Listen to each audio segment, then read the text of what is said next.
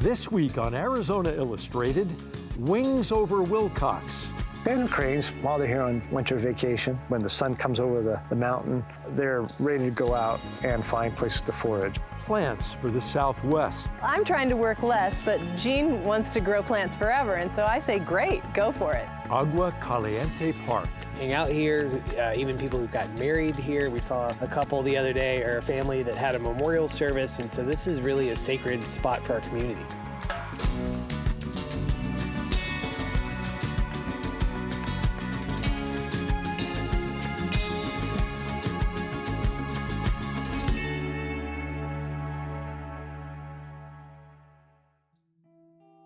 Welcome to Arizona Illustrated. I'm Tom McNamara. For millennia, flocks of sandhill cranes have migrated to winter in southeastern Arizona's wetlands. In fact, this year, Arizona Game and Fish counted more than 47,000 of them in the Sulphur Springs and Gila River valleys. Well, recently, we traveled to the Wings Over Willcox Festival to take in the sights and sounds of this great annual migration.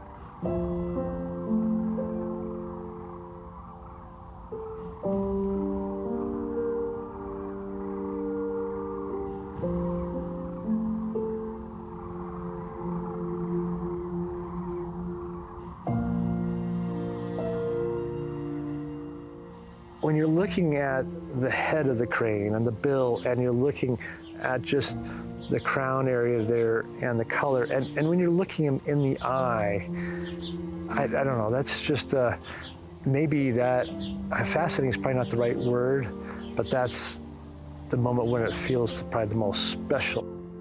It looks like they're looking at you, and maybe they are. Their visual acuity is pretty darn good. There's a certain wonder. It's like, what are you thinking? You know, if we could actually talk to each other, I'm sure if I think it's like, you're interesting, don't come closer. I'm sure it's something like that, right? But it's just a really interesting view. I can picture it in my mind right now. It's just stunning.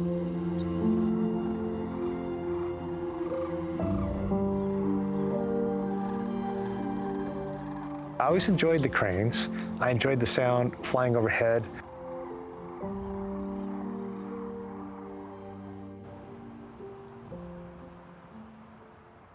I do feel fortunate to be a native of Southeast Arizona and a multi-generational native. It's gave me the opportunity as an adult to really appreciate it. And with the Wings Over Willcox Birding and Nature Festival, I am, you could say, the chairperson, as well as one of the field trip leaders and all the various other things that might help it along.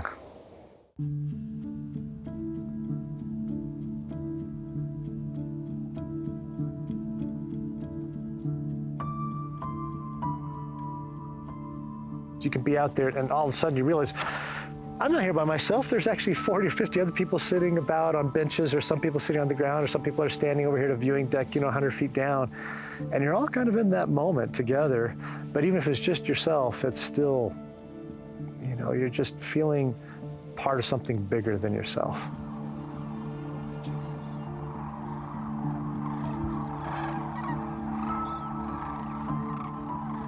Sandhill cranes, while they're here on winter vacation, when the sun comes over the mountain, either a little bit before or a little bit after, they're ready to go out and find places to forage. And nowadays, modern foraging habitat is generally agricultural fields, any sort of grain fields. There's corn out here. Alfalfa fields can sometimes be used for foraging. So they go to where the food resources are and they eat. Sometimes they'll stay in the area, find an area to loaf. They say just loafing, hanging out, relaxing, preening, taking care of your feathers. I mean, that's an important task. Your feathers help you to fly, but they also protect you from weather. And as they hang out and they might interact with each other, sometimes they'll do a little bit of dancing or a little bit of a agitated display with a neighbor they're not so happy with. Then when it gets close to dark, if they're not at the spot they're going to roost, they might move just, a quarter mile or a few hundred feet even to an area in the water, and then they spend the rest of the night there.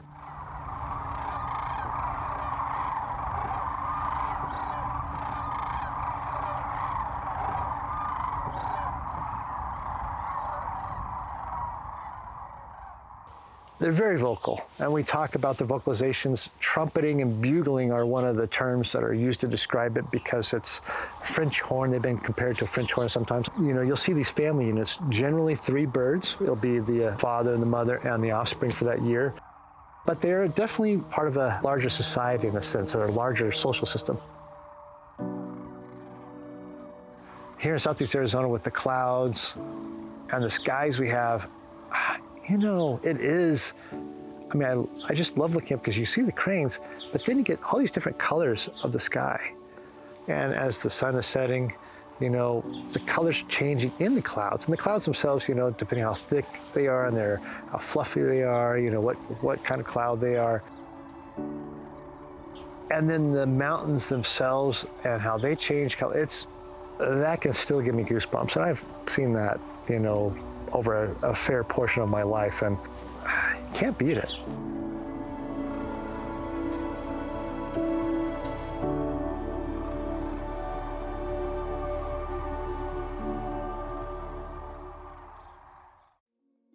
There's an unexpected treasure hiding in plain sight in Tucson. Plants for the Southwest. This is an unassuming nursery with a distinctive offering. The owners, Jane Evans and Gene Joseph, bonded over their love of plants at the University of Arizona, and they eventually married. And together they've established an international reputation for cultivating unusual desert flora from seed. Now, they're proud of what they've built, but what happens when one person wants to retire and the other doesn't?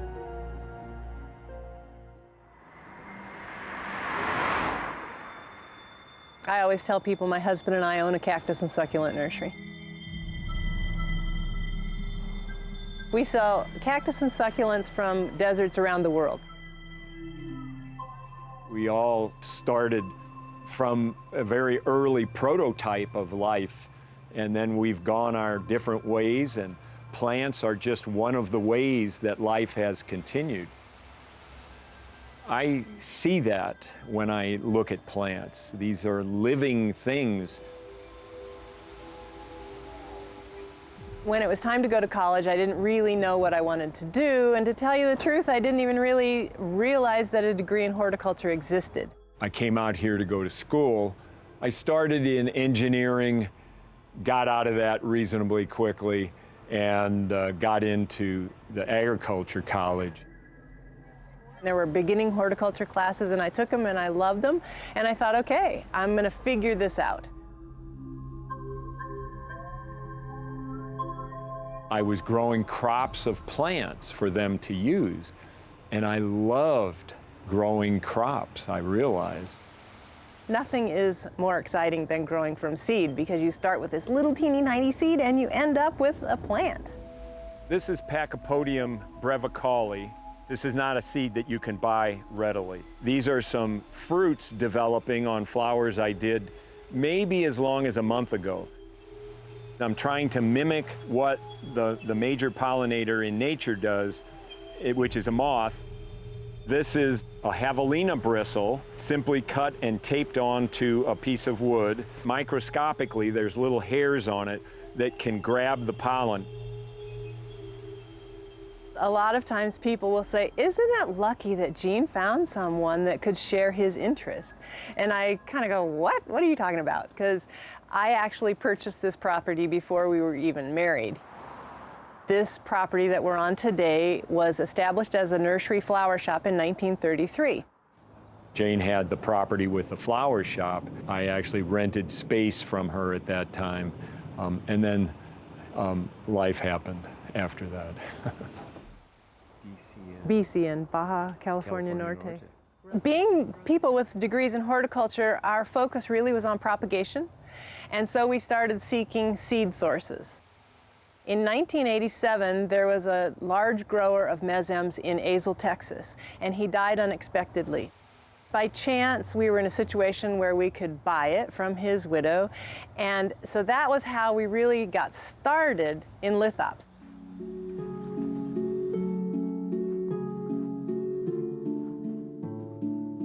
Everybody has a different description for what they think they look like. I think they look like little living stones.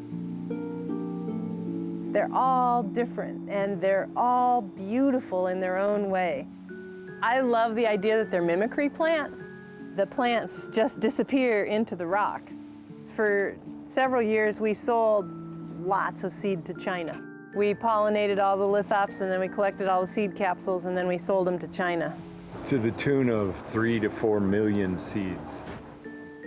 That was really fun, but now they grow their own. They don't need us anymore. Jane was talking to you about the lithops, and that's probably the biggest collection of lithops in the Americas. We definitely have a national following for sure, and even an international following. There's a lot of rare and hard to find plants that we have, and we try and have pairs of those plants so that we can mass produce them.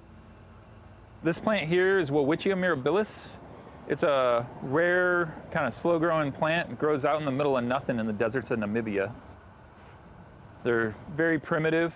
It's a coniferous plant, so they cone instead of flowering. They can grow to be 2,000 years old.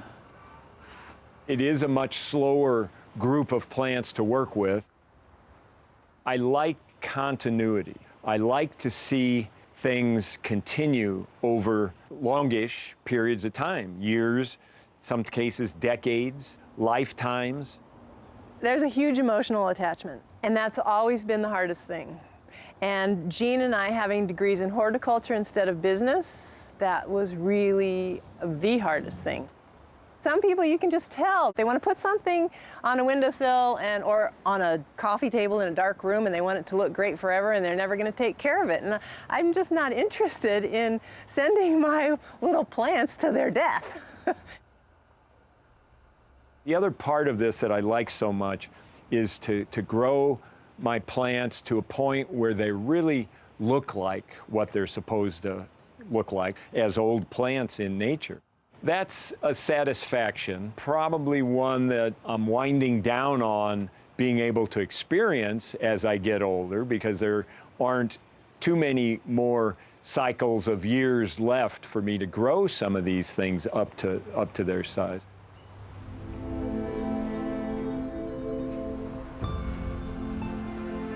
I'm at a point now that's very difficult for me because I'm of retirement age and I would love to do other things. The goal on once a week is to keep the roots from drying out. I'm trying to work less, but Jean wants to grow plants forever, and so I say, great, go for it. You know, that I have no problem with him growing plants forever because we love to grow plants. But as a result, I'm trying to sell more of the lithops. The more lithops leave, Jean's going, oh, but we can't have all the lithops go. He loves to look at the lithops. So on this table, I have been selecting plants that I think are particularly nice.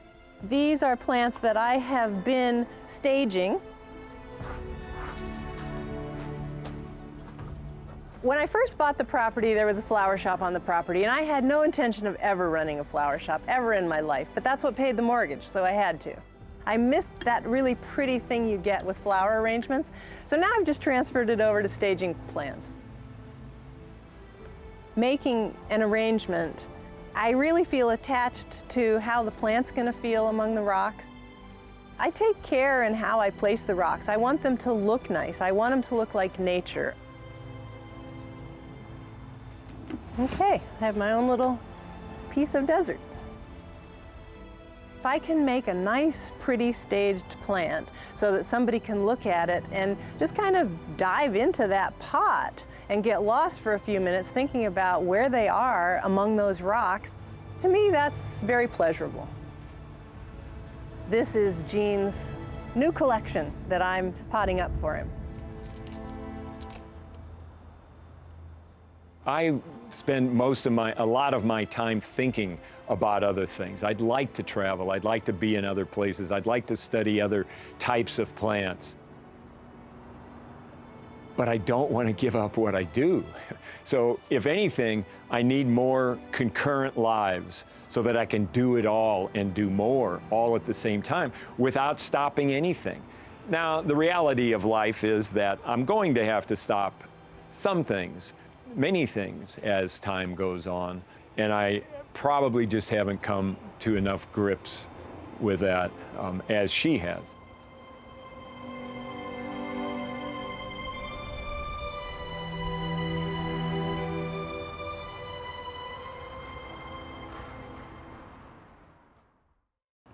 Outside places with year-round water are considered a treat by most desert dwellers.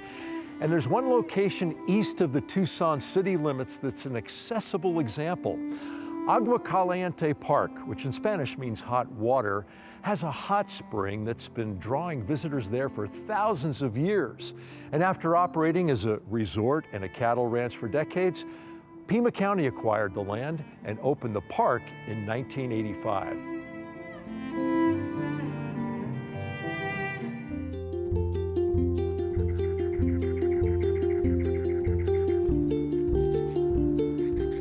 This place is an oasis in the desert. It is one of our absolute favorite spots in Tucson.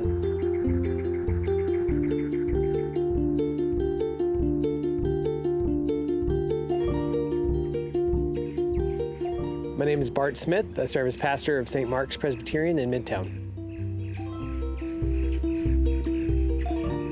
Love the palm trees, the view of the mountains, and it's a park for the people. You run into all kind of folks who have an opportunity to enjoy the outdoors here. My name is Elizabeth Smith, and I'm a Presbyterian minister currently serving as interim pastor at St. John on the Desert, just kind of around the corner from here. We do a variety of things. So we always bring visitors here when we have out-of-town family or friends. This is a favorite spot. We try to do picnics. Some days we've brought our camping chairs and read a book. We've walked around. Today we thought we'd come with coffee and walk around. I know plenty of people who hang out here, even people who got married here. We saw a couple the other day, or a family that had a memorial service, and so this is really a sacred spot for our community.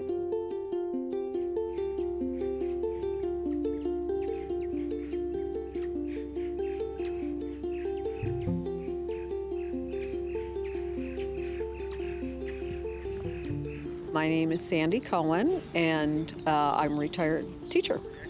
I first became acquainted with it many, many years ago when a friend got married here. I hadn't been out here before, but most recently, it's been a gathering place since COVID for my Monday morning coffee clutch. Since we can't meet at the local establishment down the way, we've been meeting here. I like the option of walking around the grounds, and the serenity of it, and the option to, meet in a beautiful place and socialize during a challenging time. My name is Pam Emerson, and I'm a volunteer here at the ranch house at Agua Caliente Park.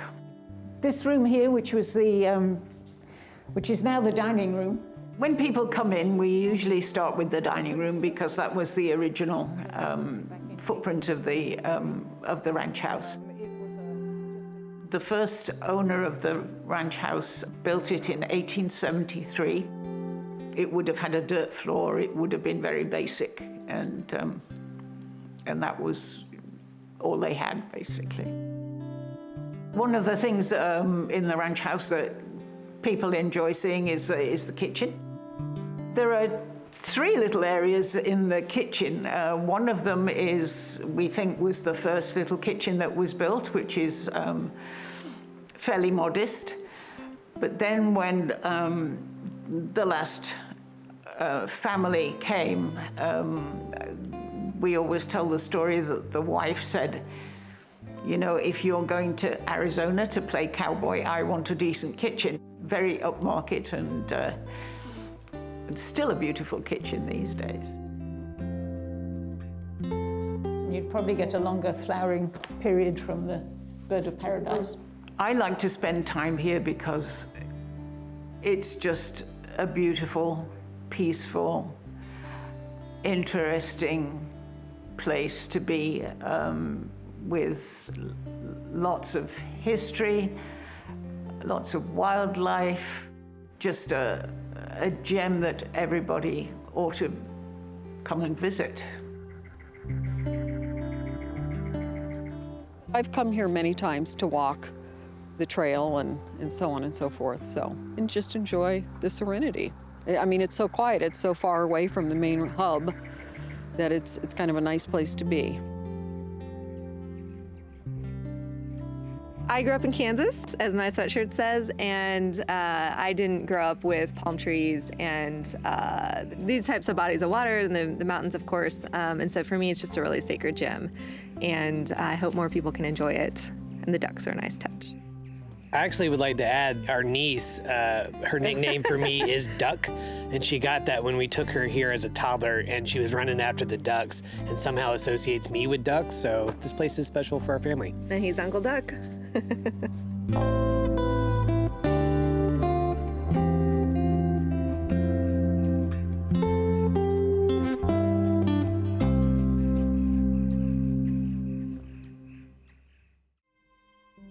In this encore story, we'll revisit filmmaker Deidre Peaches. Now, her work has taken her to Alaska, the Sundance Film Festival, and the Navajo Nation during the COVID-19 crisis. She uses the medium to illuminate injustice, tell stories about space travel, and to better understand her own community. Now she takes us on a journey in her own words, illustrated by her own films.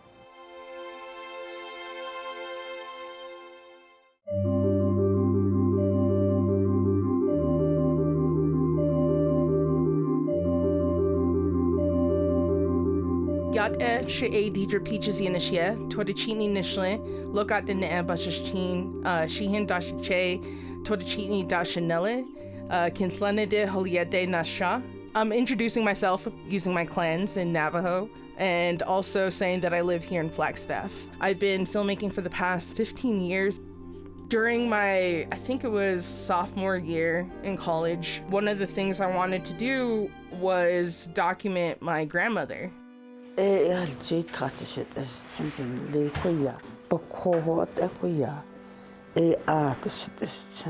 didn't want to be on camera. My cinematographer, Jay Koingwa, he would document different objects around her house that depicted who she was. Rocket Boy is a film about a young boy named Calvin who develops a rocket ship in order to see his father in space. At the time, we had no money. There was no ego behind it. We had submitted it to different native film festivals. They denied the film. And we're like, oh man, they don't like our film. And then we submitted it to Sundance. We're like, we got it. And we're like, oh my God, whoa. So we were the youngest Native American filmmakers to be accepted into Sundance, and I was blown away. I still am blown away. After Sundance, kind of just went into more documentary filmmaking. I wanted to do more about learning about my community. Water is Life, To Ei Nat E, is a documentary about the scarcity of water on the Navajo Nation, as well as the connection between resource extraction. Filmmaking was a way for me to have a glimpse in seeing a system that was put in place to disenfranchise Indigenous people. I don't like to say reservation because this is home to me. So I don't like to say that. I just say I'm from home.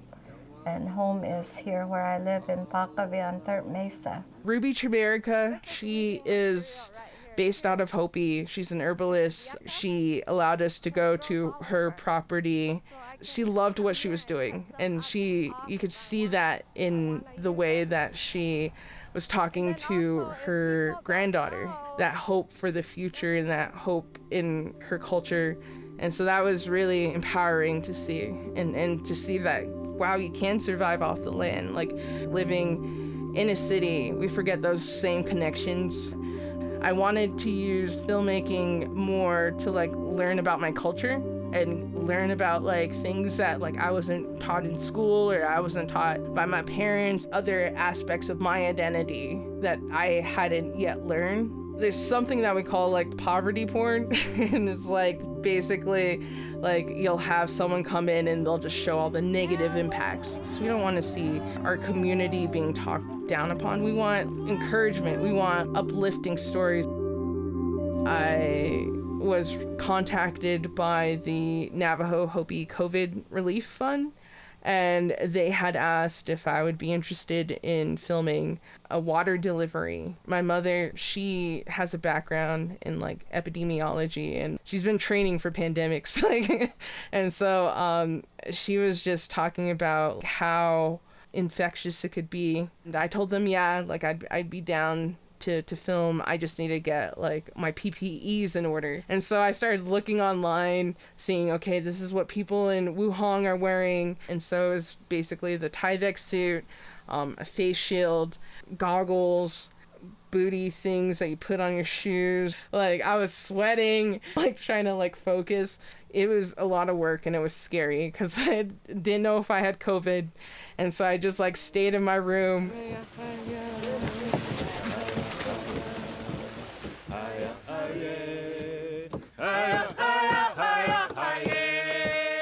When I went to Alaska, it was like me meeting with extended family members. And it was cool too, because like there were some Navajos that were married into the Tlingit tribe up there. And so like they knew about sheep, they knew about mutton, and like the customs were very similar. Because like in Navajo, we have something called hajal. And it's like you live in harmony with like not just yourself, but with everything around you. Those same sort of teachings and principles I found were super similar with the Tlingit tribe. I was out there for like 10 days, just roughing it. If you're an outsider coming into a community, there's a lot of take. I think like as an indigenous filmmaker, you always think about the people. By thinking in those terms, like that definitely helps to uplift an entire community rather than pushing them down.